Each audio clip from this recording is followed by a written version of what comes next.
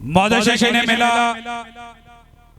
मेरे कोल मौजूद है जनाब मोहतरम भाई नासिर साहब बानी मेला भागो शाहपुर मौजूद शेख ने मेला ये ओ नौजवान साडे बड़े भाई ऊठवान जमींदार हैं जिन्हां ऊंट भी बड़े खूबसूरत रखे मेला भी बड़ा खूबसूरत कराते और जेड़े इनाम ना अपने अखाड़े ते अनाउंस कराते ओ इनाम भी माशाल्लाह बड़े तारीखी इनाम हैं जिस इना इनाम अगे भी कराए सकते इस साल भी जनाब मज्जा ऊंट टूडी गड्डी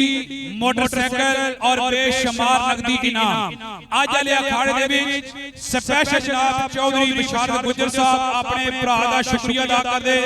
और नाल ही चौधरी नासिर साहब ऐलान करा रहे हैं कि असां दी कोई किसी दे नाल जिद बहस ते है कोई नहीं असां शौक अपने नाल ऊंट रखे रखे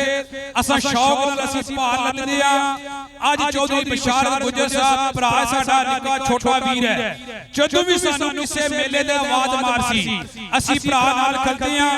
असां दी कोई जिद बहस कोई नहीं असां चौधरी बिशारत की नाराज नहीं करना साडा वजन होसी 31.5 मन कोई किसी से नाल जिद बहस कोई नहीं ना असी मेला ये आखना है कि जितन आए हैं यूसी नग्याल वाले मोहब्बत कीती है चौधरी बिशारत मोहब्बत कीती है लिहाजा स्पेशल रात दिन मेरे ख्याल में 16-17 फोन ते मारे भी जांदे सन शायकीन मेला अगर तबीयत राजी है खुशामद नहीं करनी भाई नासिर साहब की इस हौसला अफजाई वास्ते जोरदार तालियां मारो यूसी नग्याल तो घर गुजरात जान